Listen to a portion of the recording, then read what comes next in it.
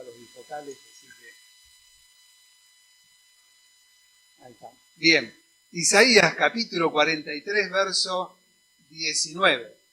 Isaías capítulo 43, verso 19. Esta es una porción muy particular para nosotros, ¿sí? Porque es el texto lema o motivador de nuestro matrimonio. Desde que nosotros decidimos casarnos, este fue el texto que obviamente, ¿quién eligió?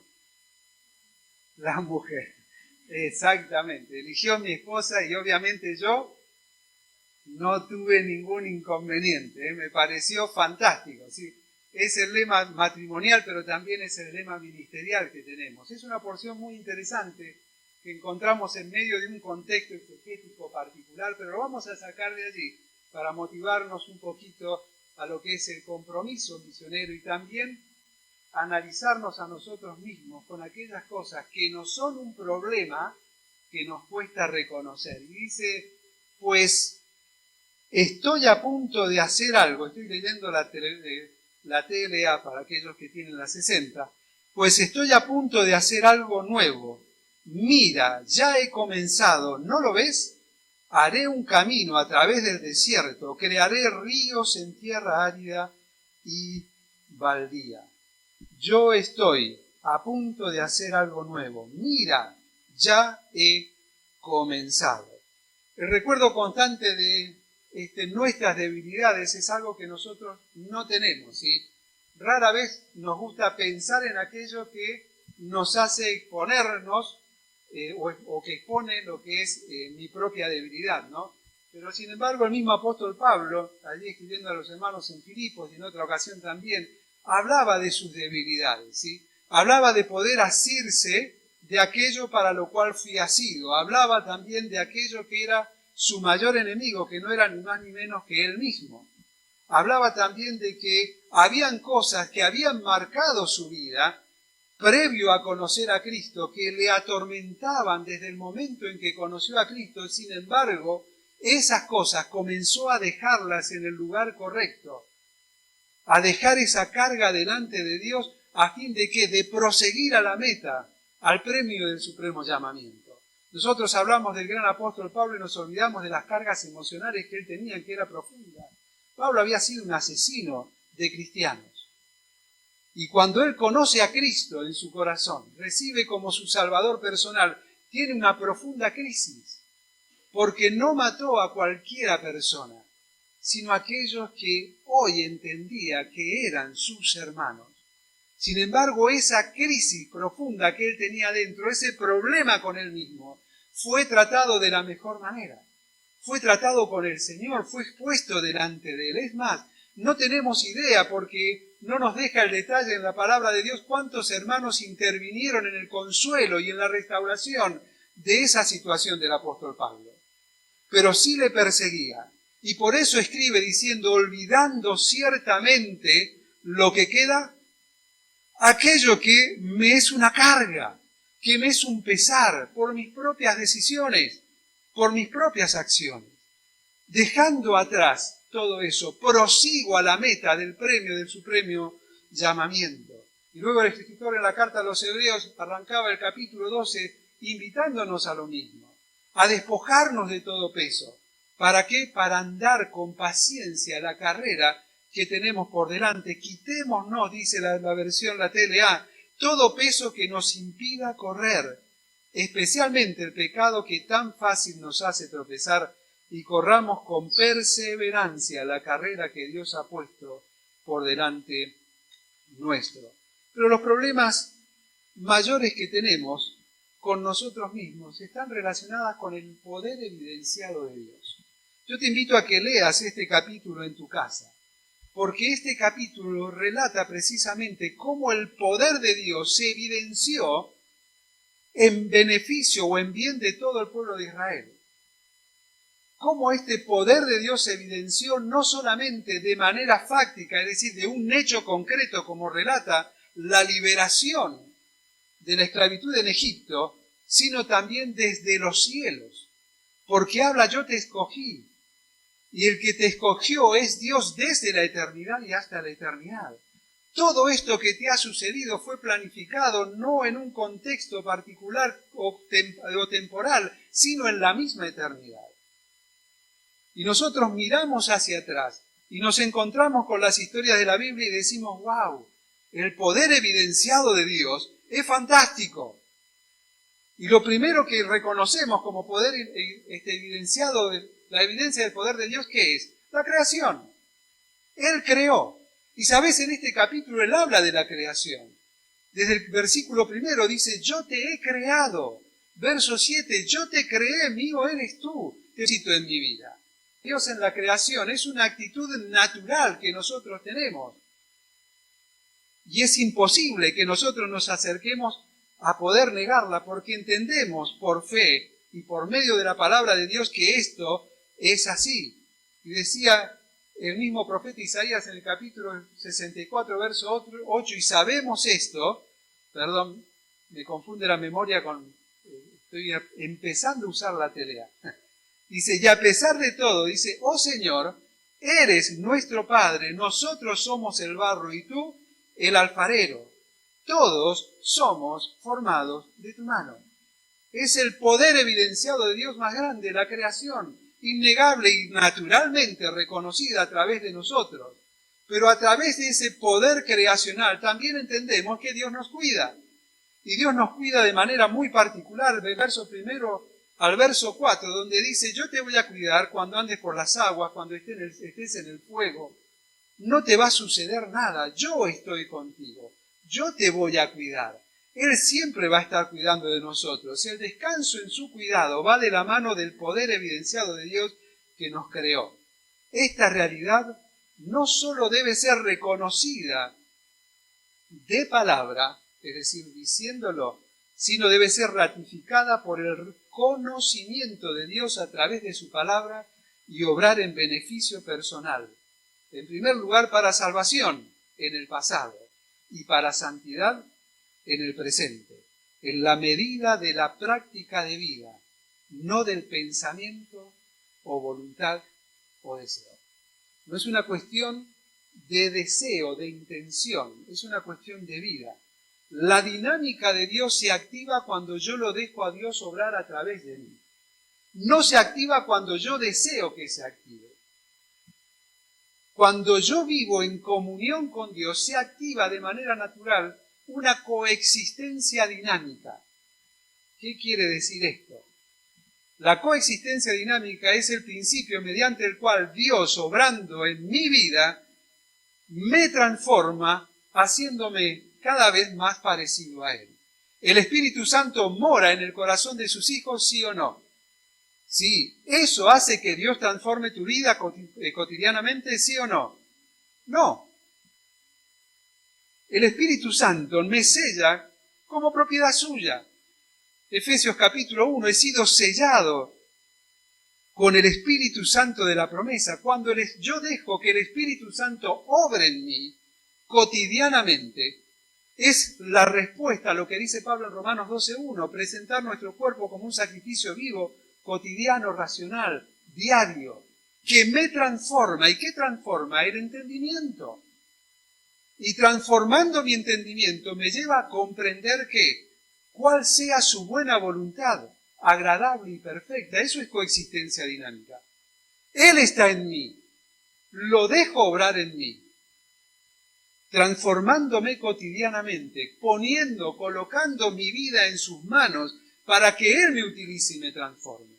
Y de esa manera la voluntad de Dios no es una petición que yo debo realizar delante de Él, sino que es una manifestación de su obrar que me hará comprender que es buena, agradable y perfecta. Y me va a hacer comprender su voluntad buena, agradable y perfecta en primer lugar desde el pasado, presente y futuro. Nosotros siempre estamos interesados en conocer la voluntad de Dios a futuro, según mi deseo. Y hacia atrás, no fue la buena voluntad de Dios que puso una carga enorme en la mente y el corazón del apóstol Pablo de haber matado a aquellos que luego entendió que pasaron a ser sus hermanos en Cristo. Y él tuvo que dejar, tuvo que ceder. El problema es cuando nosotros, conociendo el poder de Dios, simplemente es conocimiento. Como mora en mí, Dios me va a transformar. No. Como mora en mí es garantía de que soy su propiedad y garantía que si le dejo obrar a través mío, me va a ir transformando. Día a día, cada vez más parecido a Él. No seamos presos del conocimiento, que la sabiduría sea el motor de nuestras vidas. Porque el conocimiento añade mayor responsabilidad de poner en práctica lo que sé. Y cuando lo pongo en práctica, eso me hace sabio. Y el principio de la sabiduría es decir, que si no estoy dejando a Dios obrar a través de mí, no hay temor. Vivamos lo que sabemos. No sepamos para compararnos o para destacarnos en determinadas actividades o conversaciones. Vivamos para disfrutar, para comprender el propósito de Dios en nuestras vidas. Pero el segundo gran problema que tengo no solamente conocer y simplemente que quede en la teoría el poder evidenciado de Dios, sino dice, pues estoy a punto de hacer algo nuevo. Dios todo lo que hace, lo hace nuevo. Si estás alejado de Dios y quieres volver, déjame decirte que Dios nunca te va a hacer como antes. Nunca. Dios te va a hacer nuevo, algo mejor que antes. Aún cuando quizás estés muy golpeado, si no, preguntarle a Pablo. Dios le hizo algo nuevo, mucho mejor que antes. Pero en ese obrar, en esa dinámica de vida, él fue comprendiendo y fue sanando las heridas de su alma hasta llegar a entender que debía dejarlo para asirse, para agarrarse de aquello para lo cual fue tomado, agarrado por el Cristo. Y es para que su nombre sea glorificado y muchos conozcan del Evangelio. Pero sigue diciendo, ¿no lo ves? Y el segundo problema que tengo no solamente es que el poder evidenciado de Dios simplemente llega a ser una teoría a la cual me acostumbro, sino es la presbicia espiritual que tengo. Para mantener las letras, ¿sí? Poder evidenciado, presbicia espiritual. ¿Quién tiene presbicia? Ahí respondieron bien. Pasaste los 40, por más que te hagas el nene, por más que dejes los lentes ahí, va a llegar el momento donde lo vas a tener que mostrar y usar, ¿sí? Yo me hago los apuntes con la letra 14, pero la Biblia no viene con ese tamaño de letra. Así que hay que cambiarlo. Y no queda otra. La presbicia viene precisamente con los años, ¿sí? Y la presbicia es la anomalía o defecto, según el diccionario, del ojo, que consiste en la imposibilidad de ver con claridad los objetos próximos. No los lejanos, los objetos próximos, y que se debe a la rigidez del cristalino. La presbicia, conocida popularmente como vista cansada, es más frecuente en personas que se sienten jóvenes a pesar del año. No voy a decir la edad que dice acá, porque a muchos nos pega y duro. Y es normal, ¿sí? Es natural. Es natural que la presbicia nos alcance, pero no es normal ni natural que la presbicia espiritual viva en nosotros cuando somos jóvenes todavía. Cuando podemos renovarnos cotidianamente por medio de su palabra, por medio del obrar del Espíritu en nosotros. No hay razón para perder de vista los propósitos de Dios, para poder perder de vista la visión que Dios tiene para mi vida, la visión que Dios tiene para tu vida. Y la visión que Dios tiene para vos y para mí es que seamos para su gloria. Allí en Efesios capítulo 1 lo mencionamos rápidamente, pero buscarlo es fantástico, porque habla de Dios Padre, Dios Hijo y Dios Espíritu Santo, aunados en un propósito que nos beneficia a nosotros, en una obra y un propósito que nos beneficia a nosotros. ¿Y cuál es? Que seamos para alabanza de su gloria. Para alabanza de su gloria. Y me cuesta verlo. ¿O no? Me cuesta verlo plasmado. Y me cuesta verlo plasmado porque comienzo a descorrer delante mío velos que no existen, pero que yo los invento. Esos velos que dicen, mirá, yo quiero hacer, vos querés hacer, pero en tu iglesia no te deja. Vos querés hacer, pero fulanito, menganito, sultanito. Vos querés hacer, pero, y esos velos no están, son velos que vos colocás ahí. Esos velos, Dios no tiene por qué rasgarlos. ¿Por qué no los colocó ahí? Y porque no tiene un propósito significante como lo tenía el velo del lugar santísimo. El que se rasgó de arriba abajo, dejando al desnudo la gracia de Dios al alcance absolutamente de todos. Son los velos que vos colocaste y solo vos los podés y los debés sacar.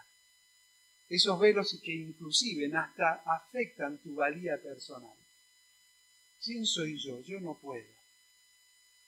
Y no solamente afectan en lo ministerial, afectan en el ámbito humano. Afectan en el ámbito humano. Baja mi autoestima. Me creo incapaz, diferente. No puedo. No puedo proyectarme más allá porque creo que, no, yo, si soy un negrito más. ¿Qué voy a hacer? Déjame decirte que no existen para Dios ni negros, ni blancos, ni gordos, ni flacos. No existen para Dios apellidos. En la familia de Dios solamente hay hijos. Solamente hay hijos. ¿Hay hijos más vivos que otros? Como en toda familia.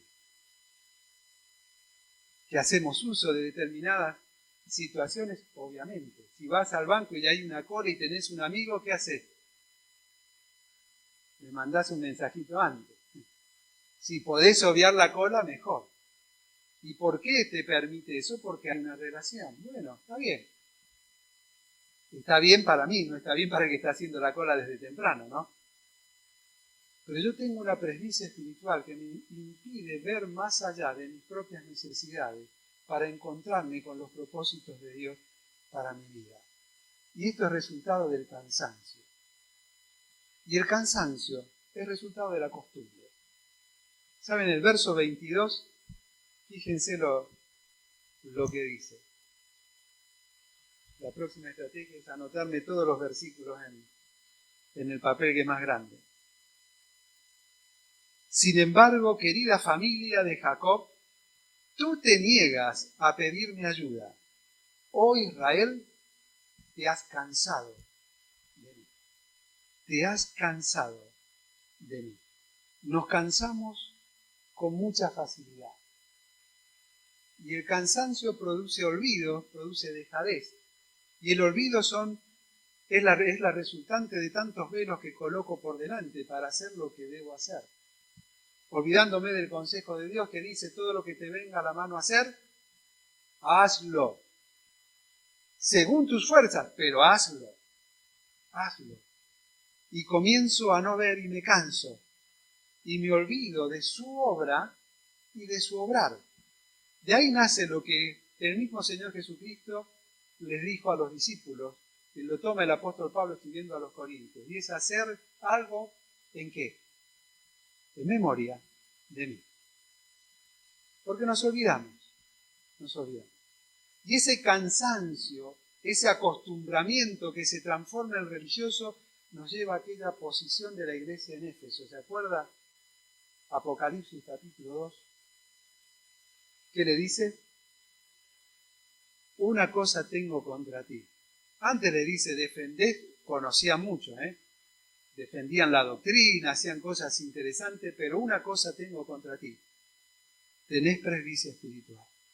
Has olvidado el primer amor. Has olvidado el primer amor. Y creemos que el primer amor tiene que tener la misma imagen que tuvo ese día. No, déjame decirte que esa imagen se va mejorando día tras día. Siempre cuento, no sé si lo conté acá, una experiencia de algo que no deben hacer, muchachos. Tenemos ya 33 años de casado, hemos cumplido hace un par de semanas, y hace varios años atrás, previo a un aniversario, una foto que tenemos impresa en tamaño A4, de nuestro casamiento y se me ocurre ser romántico y digo, qué linda que estabas. Ese de las mujeres, no lo conocían, yo no lo conocía, si vos no lo conocés no lo digas nunca. ¿Cómo que estaba? Así se inició el diálogo. ¿Cómo que estaba? Por este cuerpito han pasado 3 hijos y después son tantas las cosas que tenía que guardar que no me puedo acordar de todo lo que me dijo, de lo que me dijo después. Es que el amor, el primer amor, no tiene la imagen de ese momento. Ese momento fue el primero. Fue el primero. Y me salvó Pablo Neruda, hablando precisamente de que no es la primera imagen del amor, sino el desarrollo y el transcurso del tiempo. Saben, Pablo Neruda, si bien era mujeriego, es interesante, léanlo porque los puede salvar de varias cosas y los va a ayudar a parecer románticos, muchachos. Habla de que dice, amo tus estrías, tus arrugas, amo tus mechas al levantarte, al despertarte y todas esas cosas. Y vos decís, bueno, gracias Señor, porque se me vino, fue el Espíritu Santo que me trajo eso a la cabeza para zafar. Pero en realidad es cierto, son las marcas del amor en el transcurso del tiempo. Porque su misericordia, dice claramente Jeremías en Lamentaciones capítulo 3, es nueva, cada mañana se renueva. Y hay marcas en el transcurso. Hay marcas en mi vida, pero también hay marcas que descubro en la obra hecha por Cristo, no solamente en la cruz del Calvario, sino desde el diseño en la eternidad y hasta el diseño que terminará en la misma eternidad recibiéndonos allí en gloria. Es un constante descubrir, es un avanzar, es un cambio, es un aprendizaje cotidiano.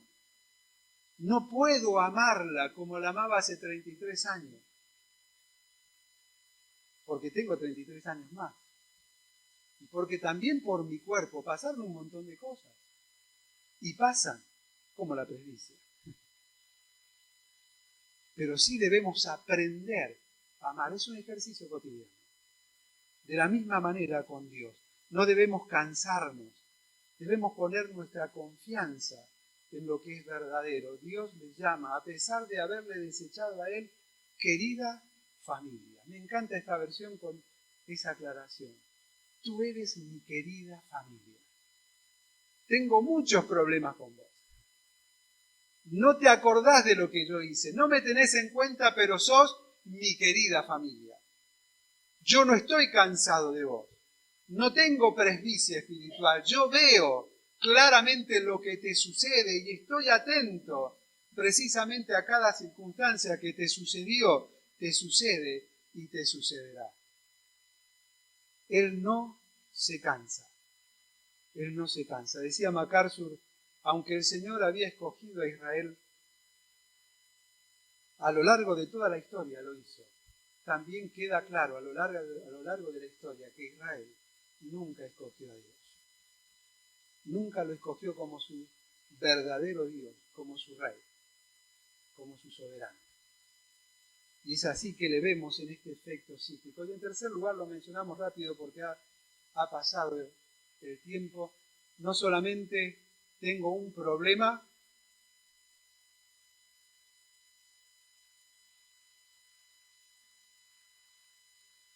de presbicia, sí, ¿verdad? Con la evidencia, ¿sí? Con la evidencia del poder de Dios, sí, tengo presbicia espiritual, pero también otro problema que tengo es el desconocimiento o la poca valía del proyecto eterno de Dios. Dice, yo he comenzado. No lo voy a hacer con vos, yo lo he comenzado. ¿No lo ves? ¿Sabés? Dice otra versión, la moderna de H.B. Pratt, dice, yo he comenzado. ¿No lo querés ver? ¿No querés ver el obrar de Dios? ¿No querés conocer el propósito del proyecto eterno de Dios? ¿Lo querés conocer? Si querés ver a Dios obrar, bueno, es tiempo de hacerte cargo de los problemas que tenemos. Esos problemas de que el poder evidenciado de Dios se ha hecho simplemente un concepto en mi mente y me ha dejado de sorprender en lo cotidiano de mi vida. Porque la presbicia espiritual me ha ganado. y estoy lejos del proyecto eterno de Dios para mi vida. Dios te dice, ¿no lo ves? ¿No lo querés ver? ¿Querés ver a Dios obrar? Es tiempo de comenzar. Como dice también el libro de Apocalipsis, ¿no? Dice, unge tus ojos con colirio. ¿Para qué? Para que veas. Para que veas. El colirio de la palabra. El colirio del Espíritu Santo obrando en nosotros nos ayudará a despejar cada uno de los velos para ver precisamente el proyecto eterno que Dios comenzó. Que Dios comenzó. Y no lo comenzó en las puertas del huerto del Edén, sino en la misma eternidad. Y su propósito no terminará en esta tierra, sino que terminará en la misma eternidad, cuando nos reciba juntamente con Él en gloria. ¿Recuerdan lo que dice Filipenses 1:6? El que comenzó, exactamente, el que comenzó en vosotros la buena obra la perfeccionará hasta el día de Jesucristo. Y estoy seguro que Dios, quien comenzó la buena obra en ustedes, la continuará hasta que quede completamente terminada el día que Cristo Jesús vuelva. Él comenzó. Hay mucho que quizás ya has perdido de ver. No te ocupes en querer ver lo que ya pasó. Ocúpate en andar por sus caminos, para ver lo que Él está haciendo, para ver lo que Él hará. Dice, haré un camino. Haré un camino. Dice la 60, abriré caminos.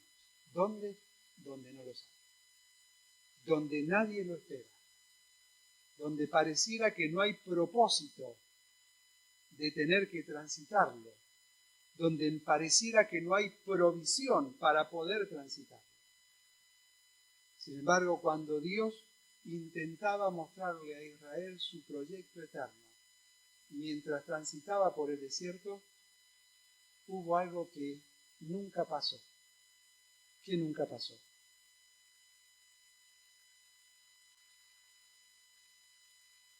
Nunca se envejeció su ropa, ni se gastó su calzado. Nunca faltó la provisión. Yo abriré caminos en tierra árida y en tierra seca.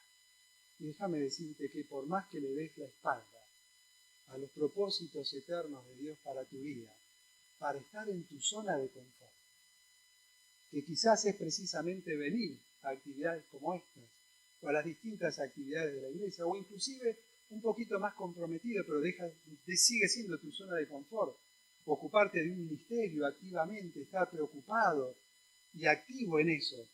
Eso no es el propósito eterno. El propósito eterno de Dios para que se cumpla. Él mismo lo decía, lo relataba Mateo en varias ocasiones, pero simplemente para ya terminar y leer una poesía en el capítulo 24 y en el capítulo 28. En el capítulo 24 habla de que toda la tierra oiga el evangelio de Dios. Dice, será predicado este evangelio en todo el mundo, dice la 60. En realidad la palabra ahí es etnia. Será predicado el evangelio a toda etnia. Capítulo 28. Hacer discípulos a todas las naciones. Seguimos con el mismo tema. Toda etnia. A toda persona. En todo lugar. Y vos y yo estamos involucrados en ese propósito. Algunos para ir muy lejos, alguna etnia, algunos simplemente con la etnia de los indios que nos rodean, los hermanos y demás, pero todos debemos estar involucrados en el propósito eterno de Dios. Porque si no, nos puede pasar algo como lo que dice esta preciosa poesía, que mientras buscaba comentarios sobre esta porción, me encontré en un blog y decía, era en primavera, la mañana hermosa, llena de perfumes, de trinos, de sol. se infiltró alegre y gozosamente dentro de cada pliego de mi corazón. El maestro vino y habló quietamente. ¿No irás a mis campos como sembrador? Pero la mañana me llenaba el alma y dije, maestro, déjame disfrutar este momento de sol. Y llegó el verano, y el primer rocío que cayó abundantemente sobre la amplia mies y posó en el aire su hálito quedante con una mano piadosa que refresca la sien. De nuevo el maestro se acercó y me dijo, mis tiernas espigas, ¿no irás a cuidar? Pero tan lindo es el verano, que dije sintiendo mi pecho cantar, cuando el verano apague sus luces, Señor, yo iré tus semillas con gozo a cuidar. Y llegó el otoño. Llegó el otoño en una explosión de color, de luz que lo incendia todo, con sus chispas de oro que todo lo cubre con un regio capuz. El maestro entonces se acercó y me dijo, ¿no irás a mi campo como segador? Si no te tardas, aún llegarás a tiempo. Mas dije, maestro, déjame quedar. Cuando haya gozado la ambrosía del otoño, correré a tus campos y podré así segar. Y llegó el invierno. Ya todo está blanco, hacía mucho frío, ya no brillaba el sol. Voluntario entonces me entregué al maestro, y en aquel instante todo se lo di. Todos mis esfuerzos, todos mis anhelos, todo don precioso que habitara en mí. Mas él tristemente movió la cabeza y me dijo, pasó la cosecha. Solo hay un poco de trigo que no se juntó, mas fue tu descuido el que lo dejó. Mientras transcurría el año, pasaste afanoso, y cuando yo te llamaba, no oíste mi voz. ¿De qué sirve ahora mi remordimiento? ¿Qué será de aquel trigo que no se juntó?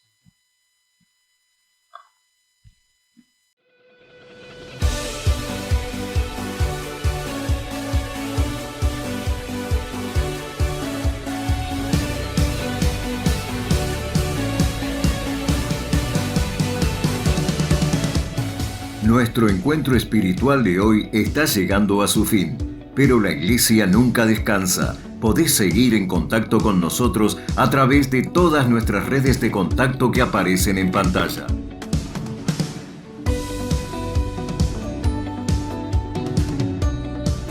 Si estás pasando por un tiempo de necesidad, tenés algún motivo de oración, necesitas ser contactado por alguno de nuestros pastores o necesitas información sobre nuestras actividades semanales orientadas a todas las edades, no dudes en escribirnos al 342-525-1925.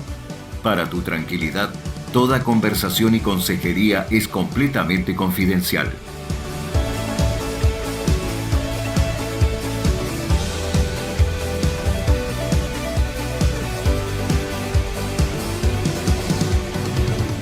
Somos Iglesia Cristiana Central. Dios te bendiga.